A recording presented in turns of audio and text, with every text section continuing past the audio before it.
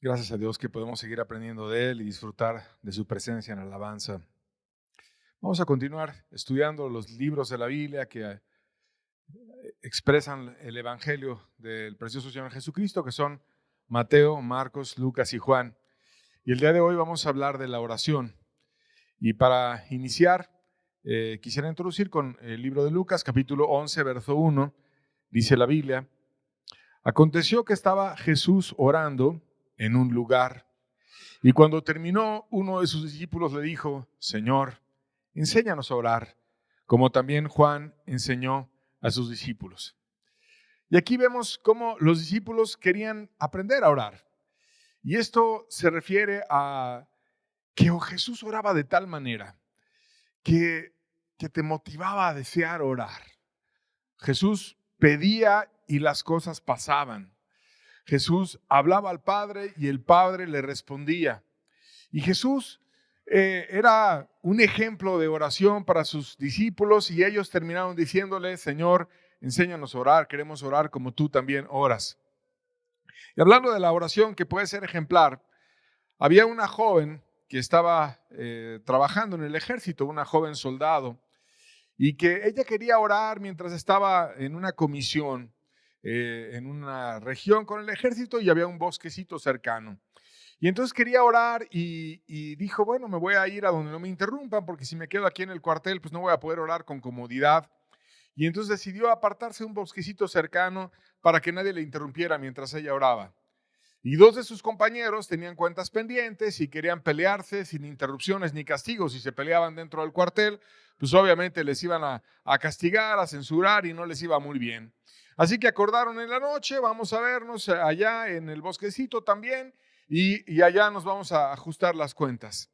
Y se fueron metiendo al bosque cuando de repente oyeron un murmullo al principio, y después se fueron acercando a ver de dónde venía ese ruido.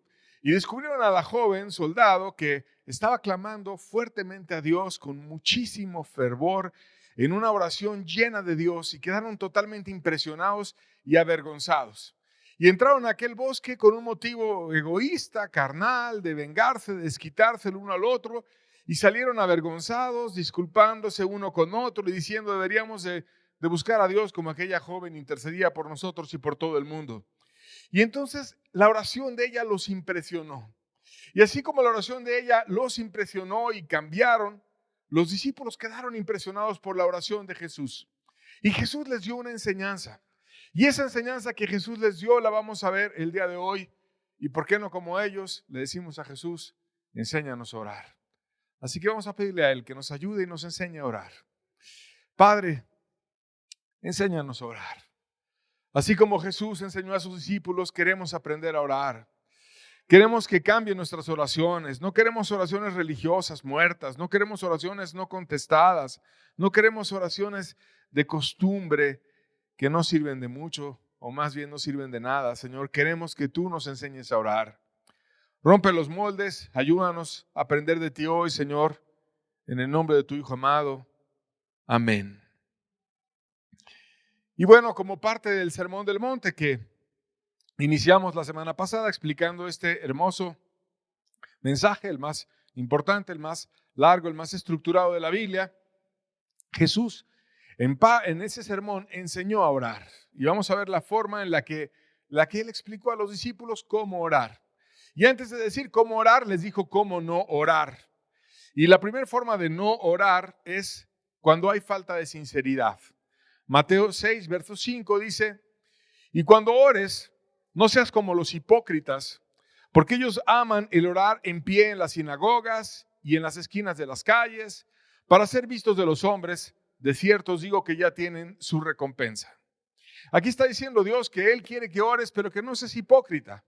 Y esa palabra hipócrita viene del griego hipócrates, que quiere decir actor. O sea, no actúes, no simules, no representes un papel, sino sea una persona sincera, que le expreses a Dios lo que tú tienes dentro. No seas como un actor, sino sé una persona abierta, donde abres tu corazón y le dices a Dios lo que hay dentro de ti. Y ese texto que dice que no seas como los hipócritas porque aman el orar en pie en las sinagogas, y en las esquinas de las calles, nos cuesta trabajo entender en México. Porque en México, si una persona se para en la esquina de la calle y eleva sus manos al cielo y empieza a orar, pues la gente lo podría percibir como muy fanático o como loco o como una persona muy rara. Y lejos de ganarse alabanza de los hombres, se va a ganar burlas o quejas o comentarios adversos. Pero recuerda que Israel era una sociedad profundamente religiosa y que había grupos, que ya hablamos de ellos, dentro de los cuales los más estrictos eran los fariseos. Y esos fariseos eran personas que les gustaba mucho la gloria de los hombres. Eran religiosos que les gustaba ser aplaudidos y querían la gloria de los hombres. Y entonces, en medio de una nación totalmente religiosa, no solamente como en esta reunión donde estamos nosotros buscando a Dios, sino todos en la calle, todos en el mercado, todos creían en Dios, al fariseo le gustaba de repente llamar la atención y ser el centro de todo y ponerse en la esquina y levantar las manos y ponerse a hacer una oración a Dios. Y toda la gente iba pasando y decía, wow, qué espiritual, qué persona, ¿cómo puede ser que ore a Dios de esa manera? Sin embargo, Jesucristo dijo que nunca oráramos así, porque ellos ya tenían su recompensa. ¿Qué recompensa tenían los fariseos? Que los hombres los aplaudían, que los hombres decían, qué bárbaro, qué oración, qué persona tan increíble. Pero eso no es la recompensa que deseamos nosotros. Nosotros deseamos conocer a Dios y para conocerlo necesitamos no una forma hipócrita para ser aprobados por los hombres, sino una forma de acercarnos al corazón de Dios. Y quizás una forma hipócrita sería, por ejemplo, quien tenga la costumbre de orar por los alimentos. Si hay alguien contigo, oras por los alimentos porque esa persona ora por los alimentos y porque no quieres quedar mal delante de esa persona. Pero si tú estás solo con Dios, nunca le das gracias. Entonces oras para ser visto por los hombres. Oras para que los demás opinen bien de ti. Pero Dios no quiere eso. Dios quiere que tú ores porque algo salga de ti, una gratitud natural. Por ejemplo, si vas a dar gracias o por cualquier otra cosa que tú desees expresar, pero Él quiere oírte a ti con toda sinceridad. Y para orar con sinceridad, se debe de poner el énfasis en Dios y no en la gente. Seguimos leyendo Mateo 6, verso 6, dice, mas tú cuando ores, entra en tu aposento y cerrada la puerta, ora a tu Padre que está en el secreto y tu Padre que ve en lo secreto te recompensará en público. O sea, que la gente no tiene que enterarse si tú oras o no oras. Porque también otra forma de hipocresía es querer guardar las formas del grupo. Y entonces si el grupo dice que orar una hora es bueno o que buscar profundamente a Dios es bueno y quieres quedar bien con el grupo para que cuando me pregunten yo me vea muy espiritual y yo pueda decir que oro una hora, oro media hora, oro no sé cuánto tiempo, 2 horas o lo que sea, pues ya no lo haces para Dios, lo haces para ser aprobado por el grupo.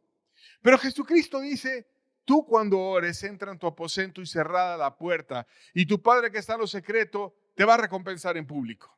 O sea, a Dios quiere que no importe para nada si te ven, si te aplauden, si no te ven. ¿Qué importa lo que la gente diga? ¿Qué importa lo que la gente opine? Lo único que importa es lo que Dios opine. Y cuando dice tú, te está diciendo algo enfático. Quiero que tú seas diferente. Quiero que no estés buscando la aprobación de los demás, la aprobación de un grupo, la aprobación de nadie. Quiero que tú vayas en lo secreto con tu Padre. Y si se enteran o no se enteran, eso no importa. Que tú estés en lo secreto con Él. Si tienes un cuarto privado, pues es lo ideal. Pero quizás si vives en una casa donde otros comparten contigo y no tienes un cuarto privado, pero sí en tu corazón hacer una oración privada. Y eso de hacer una oración privada es que tú le expreses de todo corazón tu situación a Dios. Y puede ser en tu cama, puede ser en un momento íntimo entre tú y Dios, o puede ser en una forma, a lo mejor si te gusta caminar o salir al parque o en algún momento que tú estés con Dios solamente y puedas concentrarte en Él y no te importe lo que digan los demás. Y Dios ve en lo secreto y te termina recompensando en público. Hay un ejemplo simpático de 2 jóvenes que estaban enamorados de una muchacha.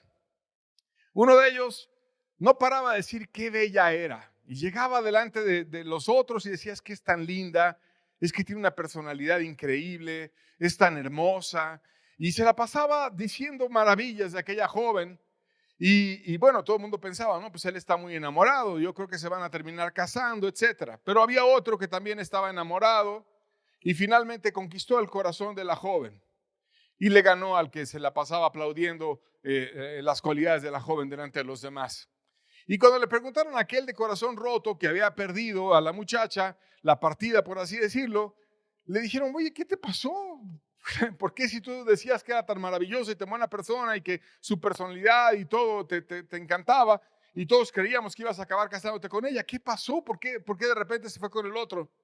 Y él dijo, bueno, supongo que fue que mientras yo estaba aquí diciéndoles a ustedes todas aquellas cosas buenas de ella, él estaba allí diciéndole esas mismas cosas, pero a ella. Y eso que suena como a broma, es la verdad. No es decirle a los demás, es decirle a ella en este caso. Pero así como suena a chiste eso y en realidad pasó, ocurre cuando nosotros oramos para que los demás oigan. Oh, cuán grande es Dios. Oh, como esto. Oh, estoy en ayuno. Oh, ya estoy orando tanto. ¿Qué importa lo que la gente diga o opine de tu oración? Importa que Dios te oiga. Importa que tú estés con Dios. Si se dieron cuenta o no se dieron cuenta que oraste, eso es lo de menos. Importa un cero a la izquierda lo que la gente diga. Lo importante es que tú derrames tu corazón a Dios y que tú le digas a Dios cuán precioso, cuán lindo, cuán hermoso lo que Él es para ti y que le abras tu corazón en las necesidades o en las cosas que tú quieras compartir con Él. Así que entonces podemos ir a Dios. No necesitas venir a un lugar especial, sino lo puedes hacer en cualquier lugar. 1 Corintios 3, verso 16 dice, ¿no sabéis que sois el templo de Dios y que el Espíritu de Dios mora en vosotros? Mira lo que Dios le decía a la iglesia de Corinto. Ustedes son el templo de Dios. ¿Quién es el templo de Dios? Tu propia persona. ¿Dónde Dios va a morar? En tu corazón y en tu persona. Y entonces, si tú eres el templo y Dios viene a morar adentro de ti, no tienes que ir a ningún lugar. No tienes que pasar al final de una reunión a hablar, porque fuera más especial este lugar que tu casa para orar. Cualquier lugar es especial. Lo importante es que tú lo hagas con toda sinceridad, que lo hagas de todo corazón y que lo hagas para Dios. No necesitas otra cosa, solamente tu corazón sincero y consagrado para Dios, y entonces Dios va a venir y te va a bendecir y te va a ayudar. Hay muchas religiones que viajan a un templo físico. Si eres musulmán, tienes que viajar a la Meca al menos una vez en tu vida. Y muchas personas lo hacen en cada celebración, cuando corresponde, etc. O si oran, apuntan hacia la Meca. O a lo mejor en alguna fiesta religiosa del pueblo, de la Virgen, de alguien. Y tienes que ir a ese lugar para consagrarte. No. En realidad Dios no quiere eso. Puedes orar todos los días. No hay fiesta, no hay evento, no hay fecha especial. Lo único especial es que Dios quiere morar en tu corazón, te quiere bendecir y quiere estar contigo siempre. Tú y Dios en cualquier momento de sinceridad. Segunda forma de no orar, que también Jesús habló, apoyándote en tus fuerzas y en muchas repeticiones. Mateo 6:7, seguimos leyendo, dice, y orando, no uséis vanas repeticiones como los gentiles, que piensan que por su palabrería serán oídos. Los gentiles eran aquellos que no buscaban a Dios, aquellos que no tenían la creencia de los hebreos, de los judíos, que no consideraban a Dios para nada. Y entonces ellos en sus reuniones religiosas, cuando buscaban a otro Dios a su manera, lo hacían con muchas oraciones y con muchos rezos y con muchos esfuerzos. Y eso sigue pasando, ese error sigue pasando en muchas religiones. El Islam ora 5 veces al día, antes de que el sol se levante, después de mediodía, al ponerse el sol, entre la tarde y la noche, cuando hay una luz tenue y antes de la oscuridad nocturna, y así están orando varias veces al día. Y si te pones a pensar también en la religión mayoritaria en México, se usan muchas repeticiones. Por ejemplo, en el rosario, te ponen allí un elemento físico para que tú vayas orando y te vayas guiando, apoyándote en el rosario. Si me ayuden con la imagen, por favor. En donde tiene muchos símbolos y y empiezas haciendo el signo de la cruz y rezas con el símbolo de los apóstoles y vas con el Padre Nuestro, la Ave María y glorias, etcétera, y vas ahí moviendo tus dedos a través de esas rueditas para que no se te olvide cuántas veces lo has dicho. Y bueno, a lo mejor rezas 5 Padres Nuestros y Ave María una vez, 3 veces, luego 10, luego 10, luego 10, hasta que completas 53, y luego también el ejaculatorio y los dices el primero, segundo, tercer misterio, etcétera, y vas repitiendo y repitiendo y repitiendo. Pero ponte a pensar, Dios necesita que tú le repitas una oración que se la han dicho millones de personas o miles de millones de personas por muchos años a lo largo de la historia. ¿No se la sabrá Dios? ¿No sabrá ya tantas veces que le han dicho tantas personas esas oraciones? No necesita Dios nada de eso. Por eso dice que no uses vanas repeticiones. ¿A ti no te gusta cuando alguien te va a hablar que llegue al grano? Que cuando te quiere pedir algo, pues te lo diga así con sinceridad, te salude y te diga, oye, mira, quiero poner esta situación contigo y la quiero revisar. Pero si te dice y te dice y te dice una y otra vez y es lo mismo y lo mismo y lo mismo, ¿no te parecería cansado? ¿No dirías, oye, esta persona está reaccionando extraña conmigo? Yo no soy un robot, yo no soy una máquina, yo no soy alguien que necesite oír muchas veces lo mismo. No me van a comprar, no me van a sobornar, no voy a cambiar porque alguien me repita muchas veces lo mismo. Y eso es lo que Dios quiere que evitemos. ¿Y qué hay detrás de esto?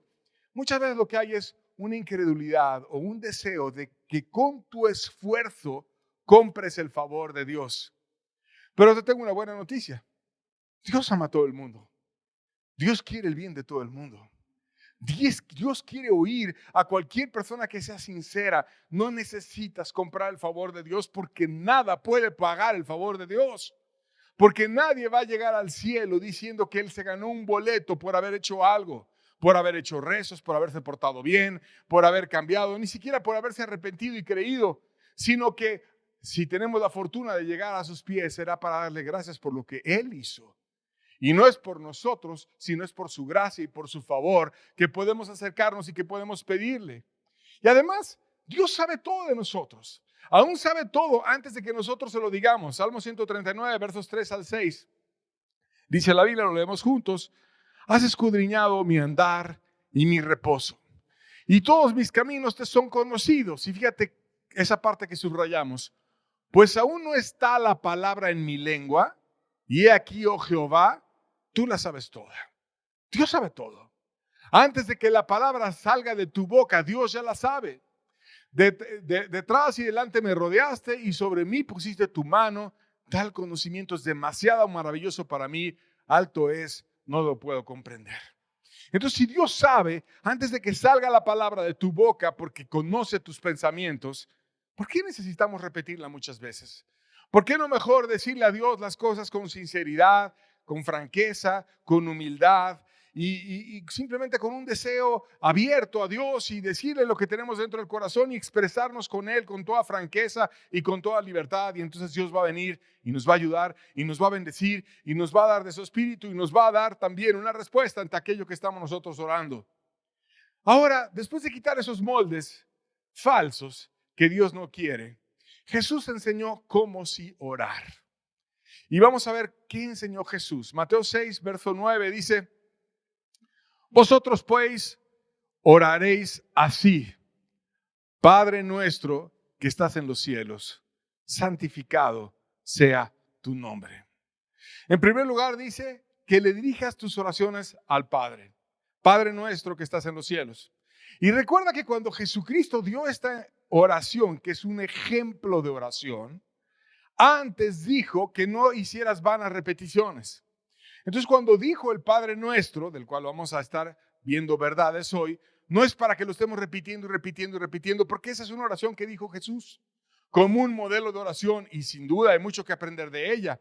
Pero no es porque Dios quiera que lo repitamos muchas veces, ya se lo sabe Dios, sino quiere enseñarnos qué podemos incluir en nuestra oración para que podamos agradar a Dios como Jesús agradaba también al orar. Primero que nada nos está enseñando que dirijamos nuestras oraciones al Padre. No estamos huérfanos, tenemos un Padre. Y ese Padre provee las cosas que nos hacen falta. Y esa relación de necesidad que tenemos como hombres es con un Dios que todo lo puede, que debe de ser cercana, que debe de ser respetuosa, que debe de ser cuidando el honor del padre, porque los hebreos entendían muy bien que honraban a su padre y a su madre, y a Dios se le debe dar un honor y un respeto desde la forma en la que nosotros oramos a Él. Y dice nuestro, no dice mío, dice nuestro. ¿Por qué nuestro? Porque al orar no estamos expresando solamente mi carga, estamos expresando la carga de un grupo. Entonces no voy a hacer una oración egoísta donde solamente esté pensando en mí, en mí, en mí, en mí, sino voy a ir, Dios, vengo junto con los hermanos, o sé que hay esta carga con mi vecino, con este hermano, y voy a expresarte nuestras cargas, no mis cargas, sino las cargas de otros que tú conoces también. Y por eso dice la Biblia, donde están 2 o 3 reunidos en su nombre, ahí está Él. Y se puede hacer la oración en equipo, o se puede orar en lo personal, llevando las cargas de otros. Las oraciones de Moisés, las oraciones de Daniel, las oraciones de Jeremías y muchas de los grandes intercesores que vienen en la Biblia oraban por el pueblo, oraban por la nación, oraban por el mundo perdido, oraban por otros. El mismo Jesucristo oró por un mundo que necesitaba salvación. Entonces es una oración no egoísta, sino teniendo en contexto la necesidad del mundo perdido. Y se la haces al Padre y se entiende dónde está el Padre, que estás en los cielos. Su reino no está aquí, su reino está en el cielo. Y debemos de tener ese enfoque celestial, no buscando las cosas de la tierra, no porque sean malos, si tienen necesidad, procurar las cosas que están necesarias en la tierra, sino que un verdadero intercesor tiene el enfoque en lo eterno y no en la tierra. Y la Biblia nos enseña sobre la importancia de no estar ensimismados en lo pasajero, sino en lo eterno. Salmo 103, verso 15 al 16 dice, el hombre, como la hierba son sus días, florece como la flor del campo, que pasó el viento por ella y pereció, y su lugar no la conocerá más.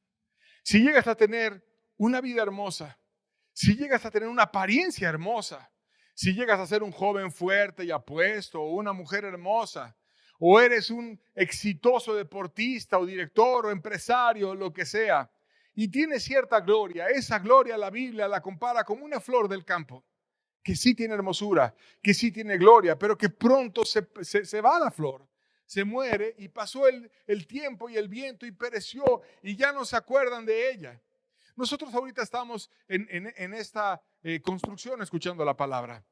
Imagínate quién sabrá algo de una flor que hubiera estado sembrada aquí. Nadie tiene recuerdo de eso. ¿Cuántas personas pasaron por este lugar y no recuerdan si había flores, si no había flores, si había un huerto, si no lo había?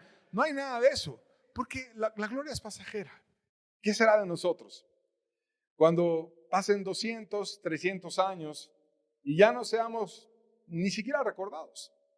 A lo mejor en 500 años, ¿quién se va a acordar que vivimos nosotros? La Biblia dice, el hombre es como la hierba en sus días, florece como la flor del campo, que pasó el viento por ella y pereció. Tenemos un momento de gloria y luego esa gloria es efímera y se va. Y entonces, si la gloria en la tierra es pasajera, muy pasajera, y si la llegas a tener y hacerte famoso, eso no va a durar mucho tiempo. ¿Por qué concentrarnos en las cuestiones eternas? Perdón, de la tierra. ¿Por qué no concentrarnos en las cuestiones eternas y no en las que podamos tener aquí? Como una flor que es pasajera y luego se va. Dios quiere que estemos con un enfoque celestial. Las cosas que tengamos aquí en la tierra se quedan, duran poco y son totalmente, como dice el pasaje, algo que el viento se lleva y perece y su gloria ya nadie más la va a conocer. Pero Dios quiere un enfoque eterno. Y por eso Jesucristo enseñó que recordáramos dónde está Dios, en los cielos. Algún día voy a estar contigo. Algún día mi gloria va a ser verte cara a cara. Algún día yo estaré postrado ante ti en persona y podré estar sirviéndote de una mucho mejor manera. Quiero esa gloria. No lo que puedo obtener aquí en la tierra, que siempre va a ser por un breve tiempo, brevísimo tiempo. Y aun si fuera muy grande mi gloria, ¿qué es a lo largo de toda la historia? Es como nada.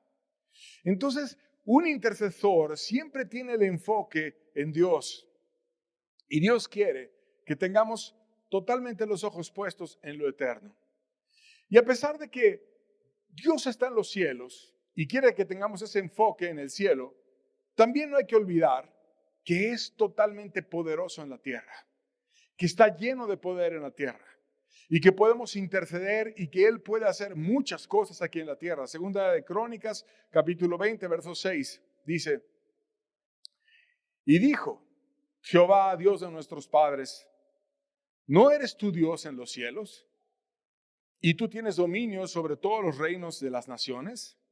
¿No está en tu mano tal fuerza y poder que no hay quien te resista? Dios, no hay nadie que pueda contra Dios. Y mira que grandes reyes y poderosísimos en su época fueron tratados por Dios. La Biblia nos cuenta la historia de Nabucodonosor, que Dios lo humilló hasta actuar como un animal durante un tiempo y después tuvo una restauración de su mente y empezó a ser usado por él. Dios pone reyes y Dios quita reyes. Dios hace cualquier cosa aquí en la tierra. Es cierto que dice la Biblia que el mundo entero está bajo el maligno por la decisión de las personas de escoger el pecado, pero también dice que Dios está sobre el maligno y que el diablo es como un siervo y que si Dios le dice algo al diablo, el diablo va y obedece y lo hace. Porque cuando ves el libro de Job, que Dios encargó algo al diablo, él fue y obedeció y lo hizo y punto. Entonces, Dios todo lo puede. Y ha cambiado la tierra muchas veces. Ponte a pensar en el diluvio. La tierra era muy diferente. Y envió un juicio y cambió la tierra por completo. Y además dice la Biblia que va a volver a cambiar la tierra por completo. Cuando venga el milenio va a ser una tierra muy diferente. Va a haber muchos frutos, va a haber mucha bendición, va a haber mucha gloria. Y Cristo mismo va a venir a dirigir desde la tierra. Entonces, lo más fuerte que hay en la tierra no es el pecado, no es la tentación, no es el diablo. Lo más fuerte que hay en la tierra es Dios. Y cuando oremos con un enfoque en lo eterno, a un Dios que puede hacer cualquier cosa en la tierra, entonces empezaremos a ver bendiciones y glorias y muchos milagros. Dios ha cambiado muchas veces la tierra y lo seguirá haciendo. Salmo 115, verso 3 dice: nuestro Dios está en los cielos. Todo lo que quiso ha hecho. O sea, está lleno de poder, está en el cielo y hay que tener ese enfoque celestial, pero también aquí en la tierra todo lo que quiso ha hecho. Por lo tanto, tengamos total respeto con Dios cuando nos acerquemos con Él. Porque a veces vamos a Dios llenos de incredulidad, llenos de cansancio, a lo mejor así como pues tengo que orar. Eso es una falta de respeto. Es como presentarse con alguien a insultarlo porque tú crees que no puede hacer algo por tus problemas. Es como viendo más grande el problema que a Dios y te presentas con todas esas incredulidades o ritos religiosos o creyendo que tienes que cumplir un tiempo de oración y esa oración es algo espantoso para Dios. O a lo mejor repitiendo oraciones de otros que Él no quiere nada de eso. Él quiere que te presentes delante de Él, entendiendo quién es Él, sabiendo que está lleno de poder, que puede hacer cualquier cosa y que Él es bueno, santo y puro. También decía el texto: santificado sea tu nombre.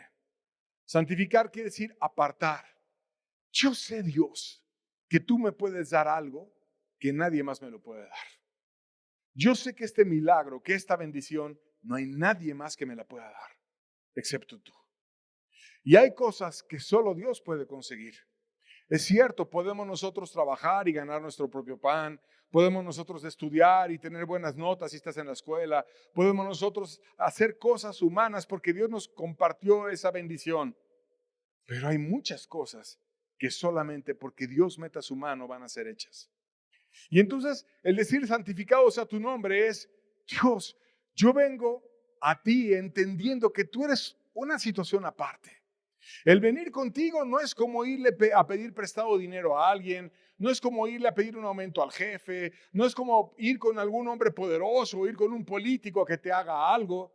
No, una cosa somos los hombres y tenemos algún poder en la tierra, pero cuando vas con el Todopoderoso es tú eres santo, Señor. Tú eres algo muy aparte. Tú eres algo poderoso. Tú eres algo gloriosísimo. Y yo entiendo que el venir a ti es venir a la máxima autoridad, lo cual hago con todo respeto para interceder por esta carga. No es algo religioso, muerto, cansado. Eso no sirve de nada. Y quizás lo primero que tenemos que hacer es dejar esas revoluciones religiosas y volvernos a Dios de todo corazón. Entender quién es Dios. Aunque te metas a tu cuarto a orar y quizás no digas nada porque tengas que romper tus esquemas y te pongas a comprender quién es Dios y después le digas una frase pero de todo corazón, es mucho mejor eso que hacer ritos repetitivos y religiosos y por cumplir tiempo y sin entender que Dios es santificado. Si tú vienes a Dios de una manera religiosa, incrédula, viendo más grande el problema, no vayas, porque eso no sirve. No vale la pena ir a hablar con Dios y lo vas a insultar con tu actitud. Mejor ve entendiendo quién es Él y le vas a agradar y Dios puede hacer cualquier cosa. Que tú quieras santificarlo a Él, que tú quieras decir, eso que tú puedes hacer, Dios, es muy superior a lo que cualquier otro hombre me puede dar. Nuestro enfoque siempre debe estar ante todo en glorificar a Dios. Que exista tanta gloria para Él en la tierra como la hay en el cielo. Mateo 6:10 dice, venga tu reino, hágase tu voluntad como en el cielo, así también en la tierra. Oh Señor, mi corazón y mi deseo es que tú seas el rey. Y para no ser un hipócrita, necesitas verdaderamente vivir este versículo. Primero, tú vas a ser mi rey. Yo voy a hacer las cosas que tú quieres que yo haga. Mi rey no es un hombre. Mi rey no es mi esposa, mi esposo, mi jefe, alguien así. No, mi único rey eres tú. Yo soy tu siervo. Hágase tu voluntad. Y quiero obedecerte tanto que así como en el cielo pasa, que también pasa en la tierra. Entonces no nada más voy a buscar el yo ser obediente, sino voy a buscar que otros también estén interesados en tu reino. Y es eso que Dios desea, que tengamos un enfoque celestial en lo que pidamos aquí en la tierra, aun cuando pidamos cosas atrevidas. Me gusta mucho el testimonio de un niño que fue rescatado de la esclavitud. Ese niño fue secuestrado por traficantes en África y traído a Estados Unidos en la época en la que la esclavitud era permitida en aquel país. Y se validaba esa práctica. Y entonces una familia cristiana, cuando vieron un niño pequeñito ahí vendido como esclavo, tuvo compasión y lo compraron. Pero lo compraron para darle libertad y para amarlo y para servirlo y para llevarlo al Salvador. Y entonces el niño estaba feliz porque lo había comprado una buena familia y porque en vez de ponerlo a trabajar ahí largas horas, le enseñaron el camino, le enseñaron a Dios, le enseñaron el Salvador. Y él oraba mucho y un día la familia se acercó y oyó una de sus oraciones y te voy a decir lo que oyó. Señor Jesús, te doy gracias porque los hombres malos que vinieron a mi país me separaron de mis padres y me hicieron esclavo. Y porque en un vapor muy feo me trajo a este país donde el señor Thompson me ha enseñado a leer y a conocerte a ti. Pero tengo un gran favor que pedirte. Permite, Señor, que otros hombres malos se lleven a mi padre y a mi madre para que los traigan aquí y ellos también aprendan a conocerte y todos vayamos al cielo. Era la oración de un niño. Dios, haz que ahora traigan a mis padres, que los traigan como esclavos y que puedan ser también comprados. Y luego el niño iba a la playa con frecuencia y le preguntaron, oye, ¿por qué vas tan seguido a la playa? Y él dice, es que estaba pidiéndole al Señor, le he estado pidiendo que traiga a mis padres y cuando veo que los barcos de vapor vienen, quiero ver si Jesús contestó mi oración y si ya vinieron mis padres en aquel barco de vapor. Y lo hacía una vez y lo hacía otra vez y seguía yendo a la playa para ver si Jesús contestaba su oración. De pronto un día en la noche llegó el niño feliz a la familia y les dijo, mi oración ha sido contestada, mis padres han llegado. Y efectivamente la familia se movió rápido para ir al puerto y vio un cargamento de esclavos que fueron puestos a la venta al público y los mismos que compraron a ese niño pequeñito fueron y compraron a su familia y le enseñaron a su familia el camino al cielo. Y el niño feliz no dejaba de decir, mi oración ha sido contestada. Venga tu reino. Hágase tu voluntad en la tierra como en el cielo. Que a ti y a otros te puedan conocer como te conocen y te adoran en el cielo. Eso es una oración espiritual, eso es una oración sincera, eso es una oración de buen corazón de un niño en la cual Jesús oye y le agrada y se complace. Y a lo mejor puede sonar imposible. Ahora van a ir y agarrar a los padres y traerlos dentro de todos los lugares del mundo a los cuales los pueden llevar a la venta de esclavos. Los volvieron a traer al mismo lugar. Pero el niño se lo pidió a Dios. Y no hay nada imposible para Dios.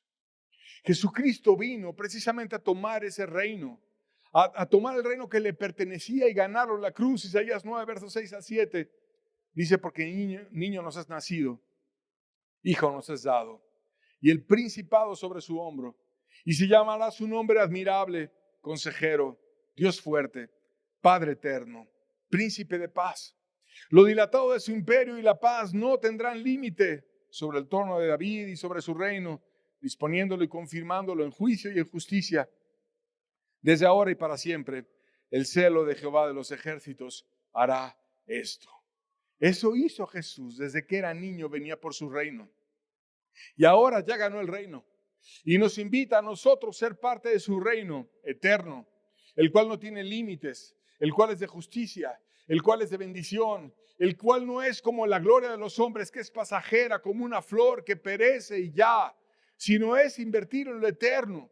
Y Jesucristo mismo dijo que trabajemos no por la comida que perece, sino por la que a vida eterna permanece. Y que hagamos tesoros no en la tierra donde los ladrones vienen, minan y hurtan y donde también el hollín se puede ir degradando tu tesoro. Que hagamos tesoros en el cielo, donde no hay ladrones, donde nadie te puede quitar la bendición. ¿Cómo hacer esos tesoros en el cielo? Venga a tu reino. Señor, que tú seas el rey de mi vida y de otros. Y una vez que ponemos el enfoque en lo eterno, también podemos pedir por nuestras necesidades. Pero siempre, fíjate bien el orden en el cual Jesús lo dijo. Primero el rey. Primero los intereses del rey, primero lo eterno y después mis necesidades. Y eso pasa en un corazón adecuado y convertido, donde su prioridad es ante todo Dios. Mateo 6:11, Jesús enseñó más adelante pedir por nuestras necesidades. Dice: el pan nuestro de cada día, dánoslo hoy. O sea, una comida saludable. Porque el autor y dispensador de todos los bienes, aún los temporales, es Dios. Porque Dios nos dio la vida y Dios nos va a dar lo necesario para suplir esa vida. Así que hay que pedir y no ser arrogantes, pensando que en nuestra capacidad vamos a lograr hacer todo, porque si Dios no nos ayuda, no hay negocio, ni cualidad, ni trabajo, ni nada que nos vaya a salir. Y necesitamos la bendición de Dios para que Él nos dé su mano y todo nos empiece a salir. Hay un testimonio interesante que me gusta mucho sobre esta verdad. Danos hoy el pan de cada día. Una mujer viuda y su hijo pequeño no tenían dinero y leyeron la historia de la provisión de Dios y que Dios le trajo. Tú has leído la Biblia, a Elías por medio de cuervos. Dios trajo a Elías provisión por medio de los pájaros, los cuervos. Cuando había una gran hambruna, así le hicieron los cuervos y fueron y le dieron de comer a Elías. Y esa mujer viuda con su hijo estaba leyendo la historia de Elías y de los cuervos y no tenían nada, no tenían ni siquiera madera para la chimenea, no tenían nada y no habían comido y tenían hambre.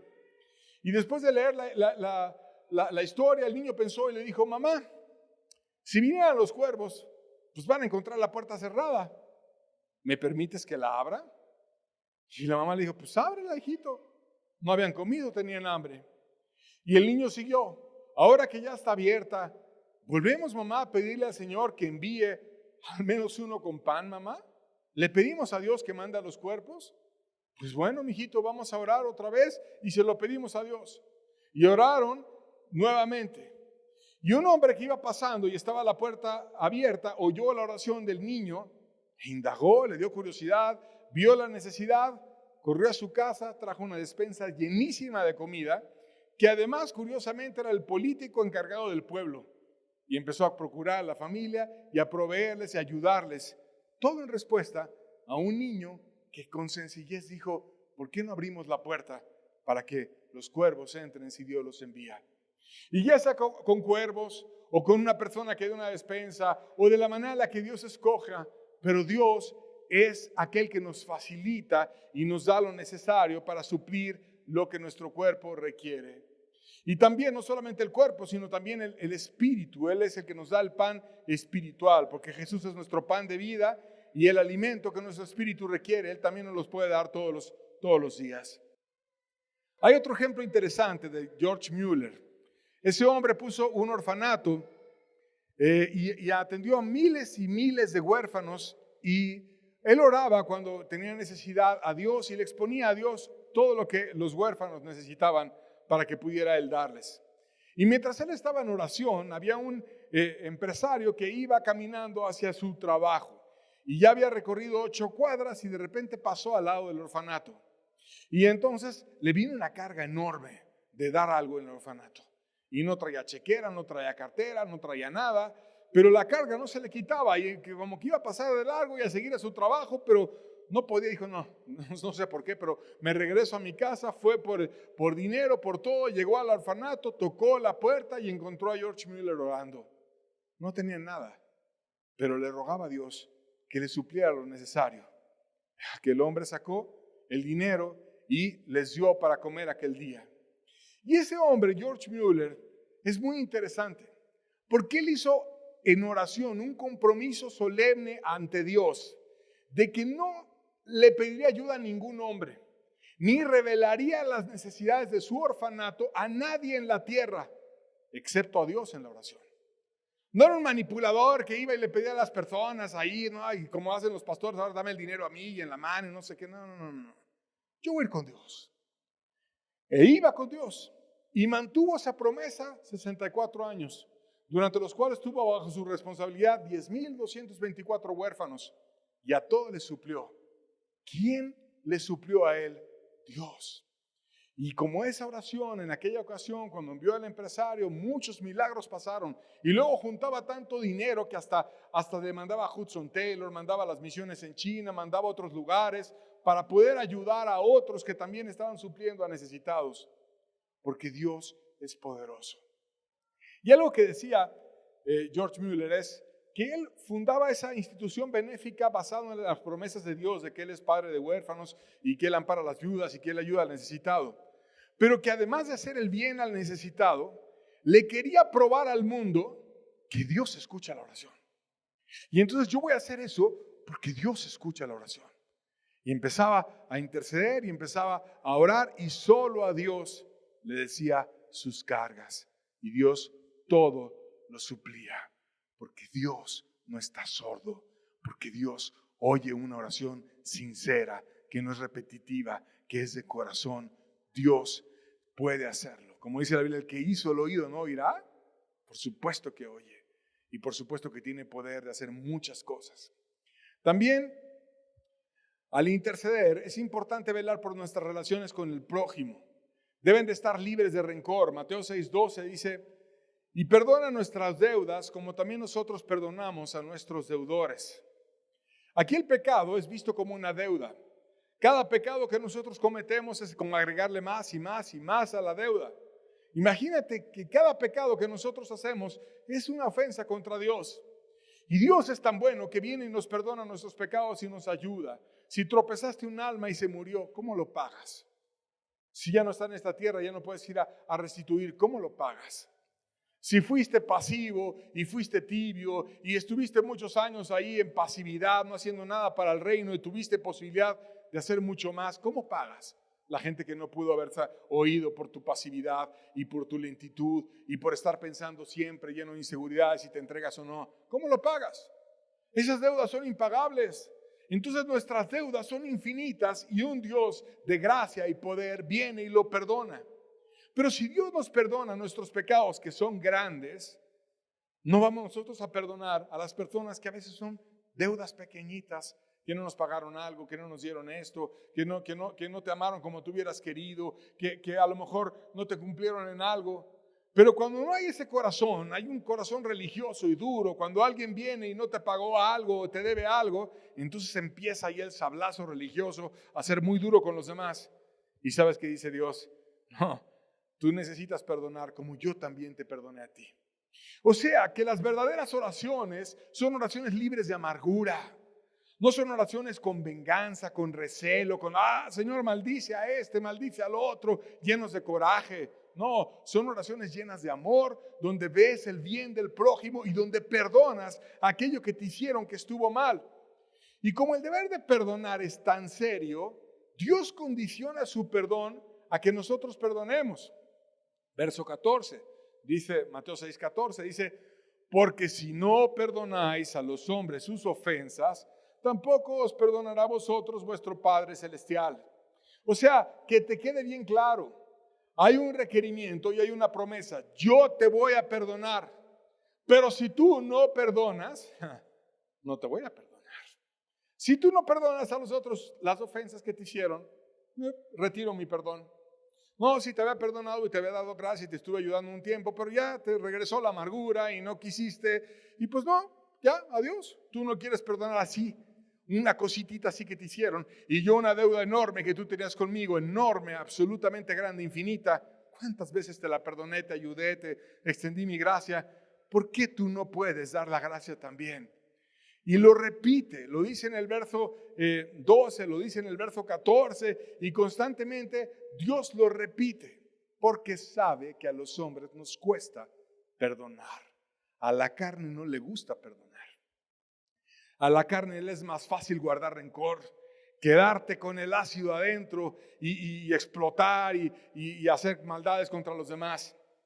Pero Dios quiere que seamos sus hijos y para ser sus hijos debemos aún de amar a los que nos han hecho mal, por lo tanto perdonar.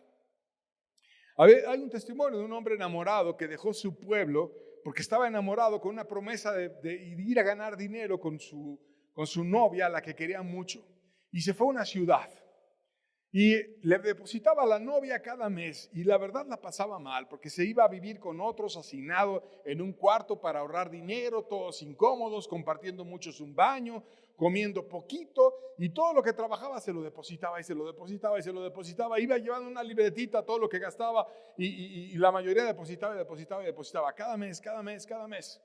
Porque yo quiero regresar y estar con mi amada y quiero que ella ya tenga, a lo mejor ya tiene la casa. O si no, va a tener el dinero guardado, porque aquí me lo pueden robar, y vamos a ir y la vamos a comprar juntos y vamos a vivir juntos siempre. Trabajaba duro, se negaba mucho, comía poco, se esforzaba al máximo para ahorrar por un largo periodo de tiempo. Después regresó. La novia ya no tenía nada. La novia se había gastado todo con un amante. Rompió el compromiso y estaba lleno de rencor. Y fue a ver un pastor. Y el ministro le decía lo que estamos aprendiendo hoy. Debes perdonar. Debes perdonar. Y le costaba tanto trabajo perdonar. Estaba lleno de odio por su amante, por el amante de su novia, por la exnovia. Y estaba todo con dificultad. Pero vio lo que decía la Biblia. Y empezó a balbucear con lágrimas y con dificultad y con rencor. Dios, ayúdame a perdonar. Y al rato eso que era gran dificultad y problema, se abrió el cielo y le dio Dios una gracia celestial y perdonó y ayudó y se restauró y pudo tener una vida libre de pecado y pudo tener también una familia feliz. Pero necesitamos perdonar. Si Él pudo perdonar eso que es bastante gravoso lo que le hicieron, tú y yo también podemos perdonar. Y como esta verdad nos cuesta digerirla y entenderla, ¿qué crees? Que Jesús la volvió a repetir. Verso 15 la volvemos a leer nuevamente. Ya leímos el 12, el 14, ahora vamos a leer el 15. Mas si no perdonáis a los hombres sus ofensas, tampoco vuestro Padre os perdonará vuestras ofensas. Otra vez la misma verdad. Acuérdate que no te voy a perdonar. Si te violaron, si te hicieron algo muy malo, si te robaron, si te hicieron un agravio muy grande, si te hicieron cualquier cosa, Dios te pide que perdones. Porque si no lo hacemos, Dios no nos va a perdonar. Y cuando nos ponemos a pensar en los muchos pecados que hemos hecho, nuestra deuda es mucho más grande que la que pueda tener otra persona para con nosotros. Y si te cuesta mucho trabajo, Dios es bien bueno para que aquellos que quieren poner en práctica su palabra tengan mucha gracia y nos pueda ayudar a poder perdonar o hacer cualquier cosa que Él nos pide. Finalmente, también en esta oración Jesucristo enseñó que debemos ser fuertes y pedir esa fuerza para poder vencer toda tentación. Verso 13 de Mateo 6 dice: y no nos metas en tentación, mas líbranos del mal, porque tuyo es el reino, el poder y la gloria por todos los siglos. Amén. Ayúdanos. Y te da razones por las cuales podemos nosotros ser ayudados. Porque Dios es un rey, porque no hay debilidad que esté por encima de Dios. Y como es rey y todo el universo está debajo de su autoridad, Él tiene el poder y la gracia para ayudarnos a vencer cualquier pecado. Él es glorioso y Él nos da la posibilidad y la bendición de poder vencer. Y te dice amén. O sea, no solo quiero que venzas la amargura, quiero que venzas el adulterio, quiero que venzas la ira, quiero que venzas todos los pecados para que tú puedas estar bien. Dios nos puede ayudar. Dios nos da su poder. Dios nos da fuerza cuando no tenemos. Y hay muchas historias de oraciones de aún naciones que tuvieron una extrema debilidad y presentaron su debilidad ante Dios y Dios les ayudó. Por ejemplo, Inglaterra en la Segunda Guerra Mundial, cuando estuvo un periodo después de que Alemania se había armado muchísimo y tuvieron esa guerra relámpago donde conquistaron Polonia en días, a Francia también, y empezaron a agrandarse y expandirse, y todo país que ellos se volteaban lo conquistaban rapidísimo. Y en un periodo de la guerra, antes de que entrara Rusia a Estados Unidos, estaba Inglaterra resistiendo sola, con muchas menos armas. Y fue aquella ocasión donde Churchill pronunció esa frase famosa de que con muy pocos recursos estaban resistiendo, y decía: nunca en el campo de batalla se ha debido tanto a tan pocos por tantos. Cuando habló del esfuerzo que estaba haciendo su fuerza aérea contra toda la maquinaria alemana que los estaba tratando de destruir por completo.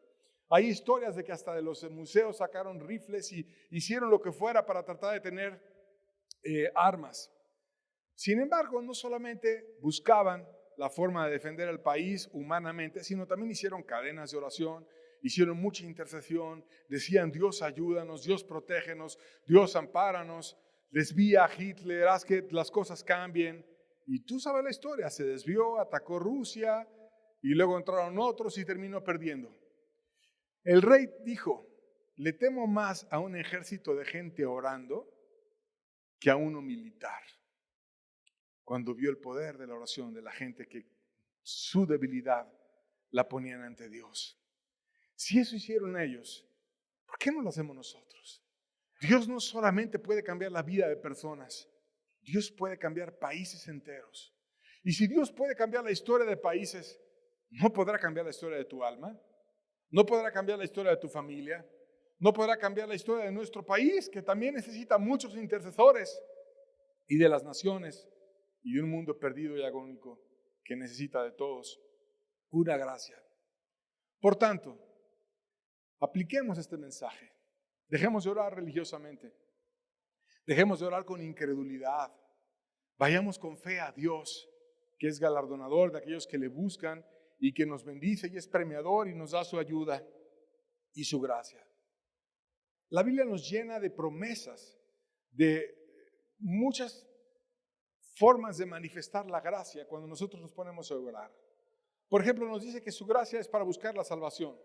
Mateo 7, del 7 al 11 dice: pedid y se os dará, buscad y hallaréis, llamad y se os abrirá. Todo esto es una forma de interceder, de orar. Y luego te da razones, porque todo aquel que pide, recibe. Y el que busca, halla. Y el que llama, se le abrirá. Y te da más razones. ¿Qué hombre hay de vosotros que si su hijo le pide pan, le dará una piedra?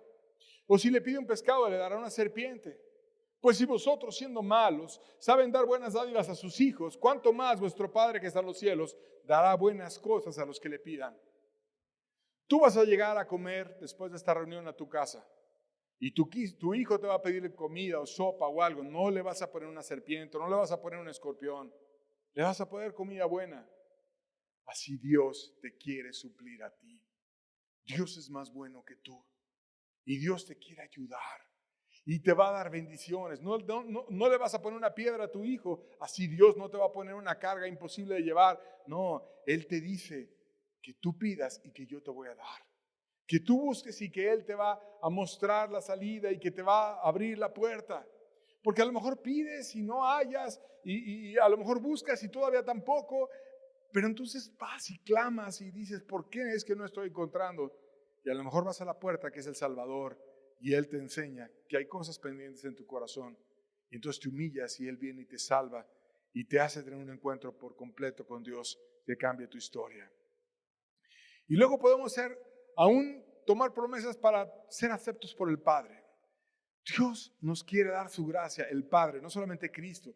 Juan 6:37 dice, todo lo que el Padre me da, vendrá a mí. Y el que a mí viene, no le echo fuera. Fíjate, ¿quién te lleva a Cristo? El Padre. Qué gracia tan grande del Padre. Tan grande gracia que dio a su Hijo en la cruz para morir por tus pecados. Y todo aquel que el Padre me da, cuando la ley te acorrala, cuando la ley te culpa, cuando te sientes atravesado y que no hay forma de salir, el Padre te está tomando de la mano y te está llevando al Salvador, que dices, ya quitando la soberbia y todo aquello, yo no puedo solo con Cristo. Y entonces el Padre te lleva a Cristo y todo aquel que viene a Él, no le echo fuera. No le dice, lárgate. No le dice, la gracia no es para ti. No le dice, no te voy a ayudar. ¿Qué hace Cristo? Le abre la puerta, le bendice, le recibe. Es como ir a tocar a una casa donde siempre te van a abrir y donde siempre te van a ayudar si tú eres llevado por el Padre de una manera correcta. Vayamos con un corazón arrepentido y humilde y el Padre nos guiará a Cristo. ¿Y qué más nos va a dar? Nos va a dar descanso. Mateo 11, versos 28 al 30 dice, venid a mí todos los que estáis trabajados y cargados, y yo os haré descansar. Llevad mi yugo sobre vosotros y aprended de mí, que soy manso y humilde de corazón, y hallaréis descanso para vuestras almas, porque mi yugo es fácil y ligera mi carga. ¿Para quién es ese llamado? Venid a mí todos. ¿Verdad que dice todos? No dice todos menos tu nombre, dice todos. Entonces tú y yo estamos incluidos en ese todos. ¿Qué debemos hacer? Ir a Él. Pero ¿cómo entrar en esa característica? Pues bueno, si tú estás trabajado y cargado, y yo también, Él nos puede dar descanso. Si queremos no llevar nuestro yugo de pecado, sino queremos llevar su yugo y aprender de Él, que es manso y humilde de corazón, o sea, que es guiable, que no es necio, que lo que el Padre le decía, Cristo hacía, aunque el Padre le dijera, ve a la cruz, y Cristo no quisiera. Cristo le dijo, pase de mí esta copa, pero el Padre no quiso que pasara de Él la copa y lo llevó a la cruz. Y Jesús fue manso y humilde. Y nos dice que seamos como Él, que aquello que el Padre nos lleve así, vayamos con mansedumbre, con humildad, no como una cabra rebelde y necia que está pateando por todos lados, sino que vayamos con mansedumbre, como un cordero, como Jesús es nuestro cordero, nuestro guía, nuestro ejemplo. ¿Y qué nos va a dar una carga que es fácil y ligera? Que su yugo es fácil. No es la carga religiosa pesada que ponen los fariseos, que es imposible de guardar, sino algo fácil y ligero que Dios quiere para ti. Una vida vivible, una vida disfrutable, una vida con Cristo. Vengan a mí todos los que están trabajados y cargados, y yo os haré descansar. ¿Quieres ir a Él? Él te va a dar descanso. Y con esa gracia de Jesús podemos caminar siempre con Dios y promete que nos va a dar protección a nuestra alma. Isaías 43, versos 1 al 2 dice, ahora así dice Jehová, creador tuyo, oh Jacob, y formador tuyo, oh Israel, no temas, porque yo te redimí. Te puse nombre, mío eres tú. Cuando pases por las aguas, yo estaré contigo, y si por los ríos no te anegarán. Cuando pases por el fuego, no te quemarás, ni la llama arderá en ti. Porque es cierto que la gracia Dios la da, pero también seguimos en un mundo que todavía nos falta años antes de partir. Y van a venir muchas crisis y problemas y dificultades. Pero dice Dios que Él nos puso un nombre y tu nombre es mío eres tú. Tú eres mío. Y cuando Dios te lo dice y te lo dice al corazón y lo crees, es muy diferente a leerlo en la Biblia. Y cuando Él te promete, mira, van a venir aguas y ríos y van a golpear sobre tu casa, pero yo voy a estar contigo y no te van a negar los ríos. Y cuando venga aún el fuego de la prueba, no te vas a quemar, ni la llama va a arder en ti. Vas a poder soportar la tentación y vas a poderla vencer, porque estamos del lado de aquel que nunca ha sido vencido, Dios, y nos puede ayudar si nos apoyamos en Él. Por tanto, seamos sabios y aprendamos de Él, y bebamos de Él y estemos con Él. Vayamos a aprender de Él. Jeremías 33:3 dice: clama a mí y yo te responderé, y te enseñaré cosas grandes y ocultas que tú no conoces. Hay cosas que tú no sabes, hay cosas que no has clamado, hay cargas del Espíritu que tú puedes entender. Yo tengo regalos para ti que tú no sabes. Yo tengo cosas grandes y ocultas que Dios te quiere dar, que a lo mejor no puedo entender yo, no puedo entender el de al lado, pero Dios te las quiere dar. ¿Y qué esperas para pedirlas? ¿Por qué no vas y clamas? Hay promesa. Si clamas, ¿qué dice? Yo te responderé. Yo te voy a responder. Y te voy a enseñar muchas maravillas que tú ni te imaginas. Porque seguimos un Dios eterno, a un Dios poderoso, a un Dios que todo lo puede suplir. Y porque no es en nuestras fuerzas, sino es en la gracia de Dios. Salmo 34, verso 10 dice: los leoncillos necesitan y tienen hambre, pero los que buscan a Jehová no tendrán falta de ningún bien. Los leoncillos es como el animal fuerte en la tierra, aquellos que tienen fuerza en la tierra, esos que se sienten fuertes, los leoncillos, los dice así como que ándale, el fuertecito, el que según esto puede solo, necesita aunque se sienta un león y tiene hambre. Pero los que buscan a Jehová no tendrán falta de ningún bien. Y aquí hay dos tipos de personas: los que se creen fuertes y están soberbios como leoncillos. Necesitan, tienen hambre, pero no van con Dios. O los que son humildes y buscan a Dios y no van a tener falta de ningún bien. Y querido amigo, si tú eres leoncillo, ya sé humilde y empieza a ir a Dios. Deja tu arrogancia, deja tus formas, deja tu incredulidad y empieza a orar al Dios del cielo, que todo lo puede y que te va a mostrar cosas grandes y ocultas que tú no conoces. Pásate de un lado al otro y hazte un verdadero intercesor y Dios va a cambiar tu vida. Dios puede cambiar tantas cosas si empezamos a interceder, si pedimos con profundidad, si nos santificamos. Dios puede levantar maravillas entre nosotros. Vayamos a Él y cambiemos la forma de orar y vamos a abrir un mundo nuevo en la vida de todos. Con esto terminamos. Dios les bendiga y vayamos la semana a orar y a poner en práctica este mensaje. Que tengan buena tarde. Estamos despedidos.